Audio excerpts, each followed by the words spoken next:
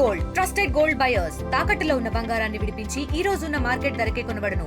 మరిన్ని వివరాలకు సంప్రదించండి 7771077720.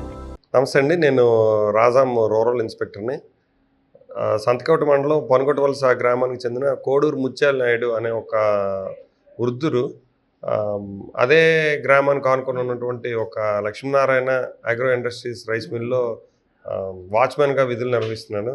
ఆయన విధులు నిర్వహిస్తున్న క్రమంలోనే ఆగస్టు 14వ తారీఖు రాత్రి విధులకు వెళ్తే అక్కడికి ఓక నిమిత్తం లోడ్ చేసుకోవడానికి 2 లారీలు రావడం జరిగింది. ఆ లారీలు 4 అక్కడ పార్క్ చేసి అక్కడే మద్యం సేవిస్తుంటే ఎవరైతే ఈ వాచ్మెన్ ఉన్నారో ఈ ముత్యాల నాయుడు అనే ఈయన వెళ్ళి వాళ్ళని వారించి అక్కడి నుంచి వెళ్ళిపోమని చెప్పడం జరిగింది. దానిపైన వీళ్ళిద్దరు కూడా వృద్ధుడిని కొట్టి వృద్ధుడిని గాయపరచడం అనేది జరిగింది. దాంతో వృద్ధుడికి ఆయనకి ఎడమ కాలి తొడ ఎముక విరిగిపోవడం జరిగింది.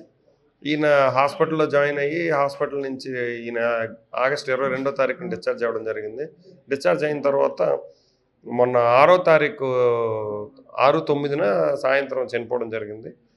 దానిపైన కేసు సెక్షన్ ఆఫ్ లాని ఆల్టర్ చేయడం జరిగింది. అదేవిధంగా వృద్ధుని మృతికి కారణమైనటువంటి 2 డ్రైవర్లను కూడా అరెస్ట్ చేయడం జరిగింది. ఈ 2 డ్రైవర్లు కూడా ఒకరు బూర్ల నాగరాజు గాను, అదేవిధంగా ఒకరు చిన్నప్పల నాయుడు గాను గుర్తించడం జరిగింది. వీళ్ళందరూ కూడాను ఆనందపురం మండలం విశాఖపట్నం జిల్లా సిర్లపాలెం గ్రామానికి చెందిన వాళ్ళగా ఐడెంటిఫై చేశాము.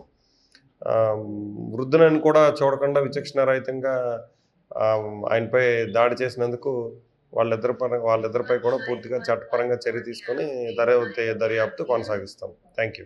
తెలుగులో ఫాస్టెస్ట్ న్యూస్ ఇప్పుడు కొత్త అవతారంలో 5 సెకండ్లోనే పూర్తి వార్తా సమాచారం మీ చేతిలో.